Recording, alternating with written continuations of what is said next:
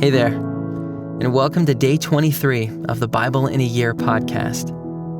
Our reading today is Exodus chapter 18 through chapter 21, verse 21. We hope you enjoy today's reading. Jethro, the priest of Midian, Moses' father-in-law, heard of all that God had done for Moses and for Israel his people, how the Lord had brought Israel out of Egypt. Now Jethro, Moses' father-in-law, had taken Zipporah, Moses' wife, after he had sent her home, along with her 2 sons. The name of the one was Goshen, for he said, I have been a sojourner in a foreign land. And the name of the other, Eliezer, for he said, the God of my father was my help, and delivered me from the sword of Pharaoh. Jethro, Moses' father-in-law, came with his sons and his wife to Moses in the wilderness, where he was encamped at the mountain of God. And when he sent word to Moses, I, your father-in-law, Jethro, am coming to you with your wife and her 2 sons with her. Moses went out to meet his father-in-law and bowed down and kissed him. And they asked each other of their welfare and went into the tent.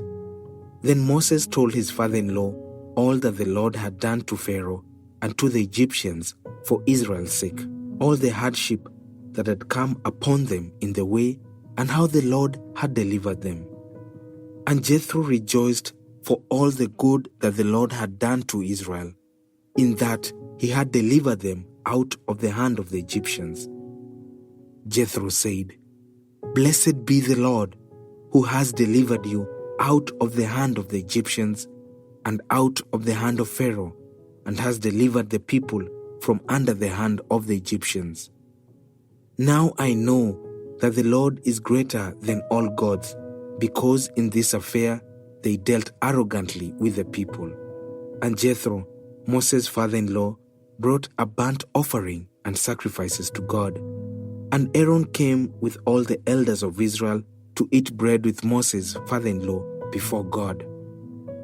The next day, Moses sat to judge the people, and the people stood around Moses from morning till evening. When Moses' father-in-law saw all that he was doing for the people, he said, What is this that you are doing for the people?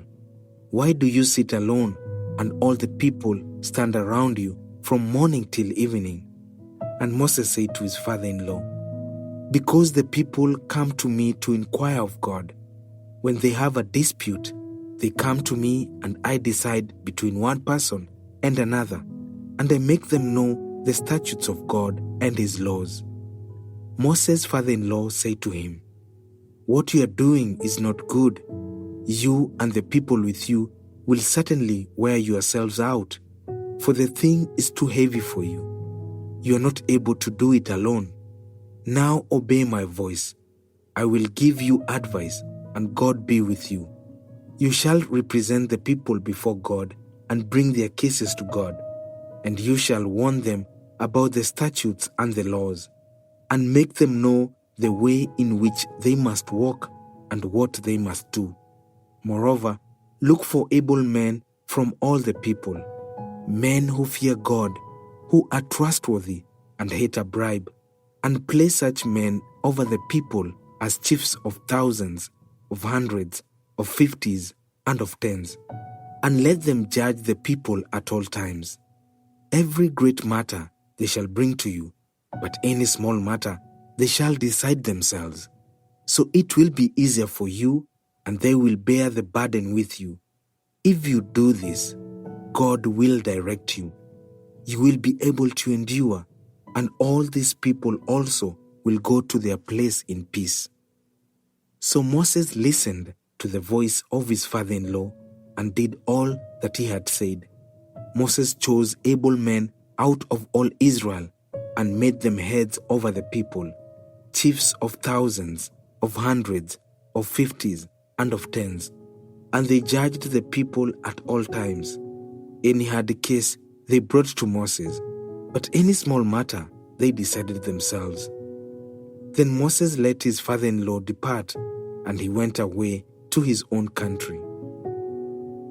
On the third new moon, after the people of Israel had gone out of the land of Egypt, on that day they came into the wilderness of Sinai.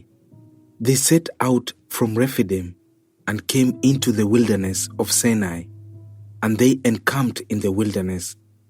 There Israel encamped before the mountain, while Moses went up to God.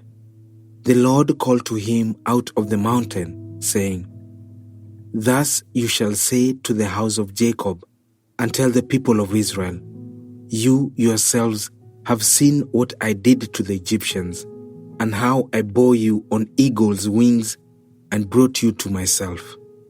Now therefore, if you will indeed obey my voice and keep my covenant, you shall be my treasured possession among all peoples.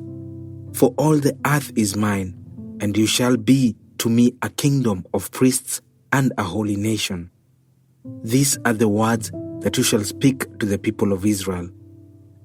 So Moses came and called the elders of the people and said before them all these words that the Lord had commanded him.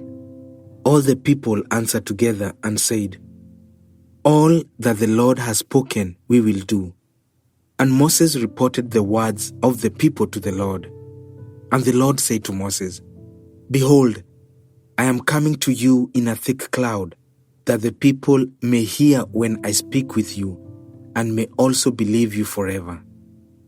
When Moses told the words of the people to the Lord said to Moses, Go to the people and consecrate them today and tomorrow, and let them wash their garments and be ready for the third day.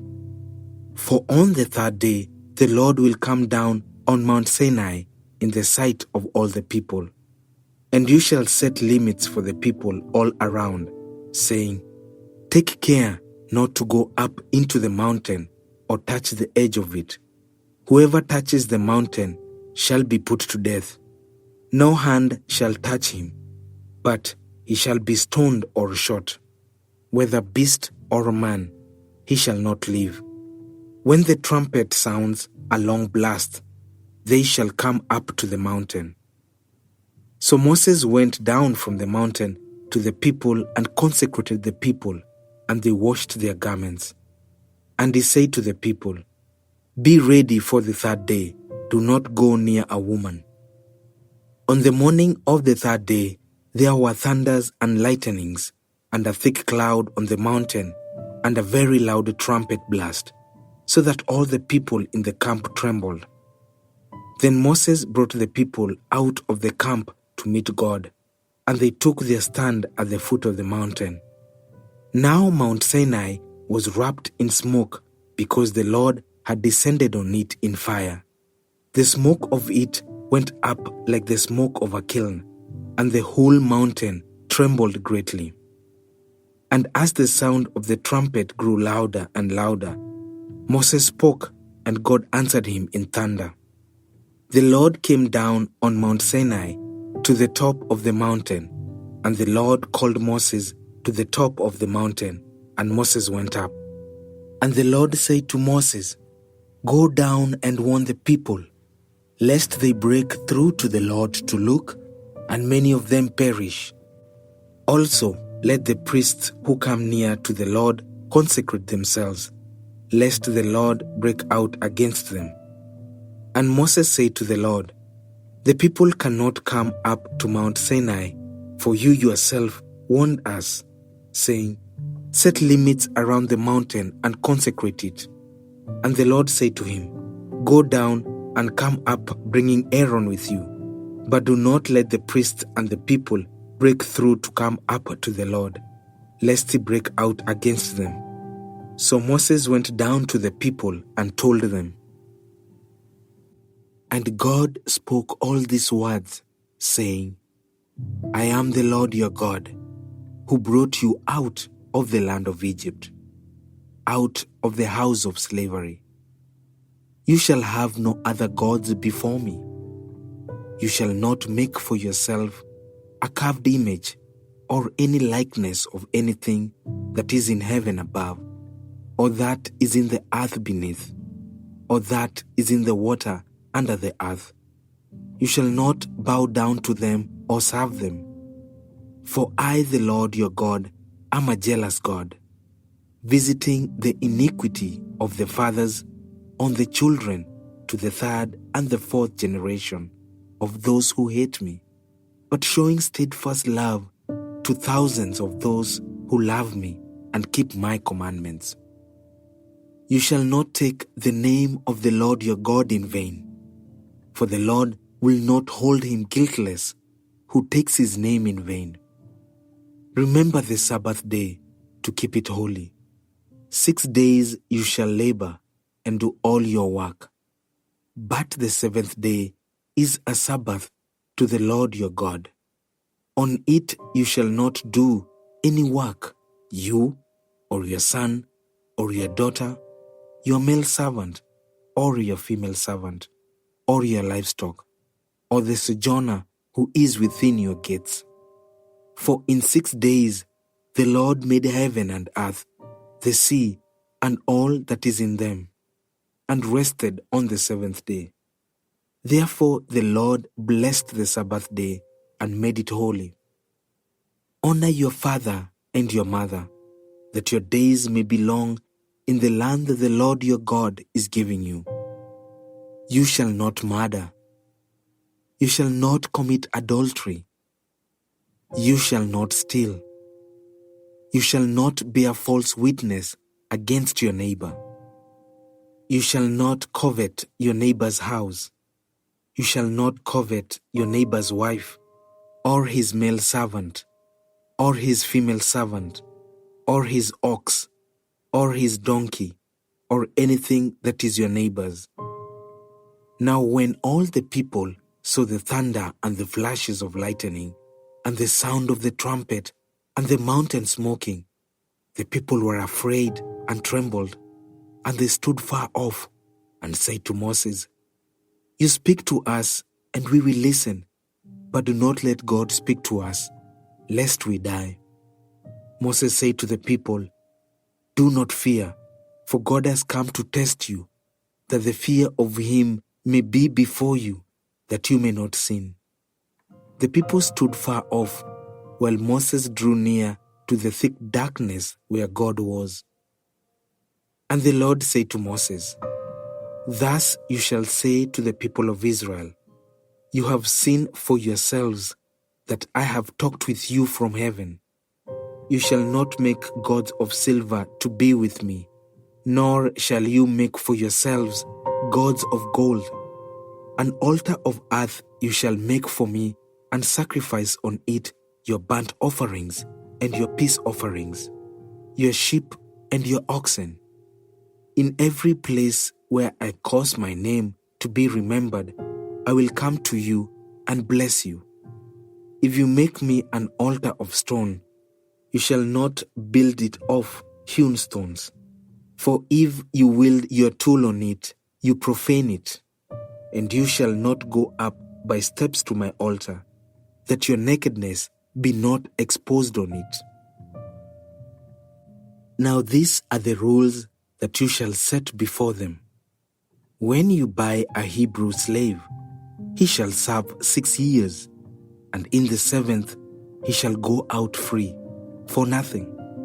If he comes in single, he shall go out single. If he comes in married, then his wife shall go out with him. If his master gives him a wife, and she bears him sons or daughters, the wife and her children shall be her master's, and they shall go out alone. But if the slave plainly says, I love my master, my wife, and my children, I will not go out free, then his master shall bring him to God, and they shall bring him to the door or the doorpost. And his master shall bore his ear through with an awl, and he shall be his slave forever. When a man sells his daughter as a slave, she shall not go out as the male slaves do, if she does not please her master, who has designated her for himself. Then he shall let her be redeemed. He shall have no right to sell her to a foreign people, since He has broken faith with her. If he designates her for his son, he shall deal with her as with a daughter. If he takes another wife to himself, he shall not diminish her food, her clothing, or her marital rights. And if he does not do these three things for her, she shall go out for nothing, without payment of money. Whoever strikes a man so that he dies shall be put to death. But if he does not lie in wait for him, but God let him fall into his hand, then I will appoint for you a place to which he may flee. But if a man willfully attacks another to kill him by cunning, you shall take him from my altar that he may die. Whoever strikes his father or his mother shall be put to death. Whoever steals a man and sells him, and anyone found in possession of him shall be put to death. Whoever curses his father or his mother shall be put to death. When men quarrel and one strikes the other with a stone or with his fist, and the man does not die, but takes to his bed, then if the man rises again and walks outdoors with his staff, he who struck him shall be clear. Only he shall pay for the loss of his time, and shall have him thoroughly healed. When a man strikes his slave, male or female, with a rod, and the slave dies under his hand, he shall be avenged. But if the slave survives a day or two, he is not to be avenged, for the slave is his money.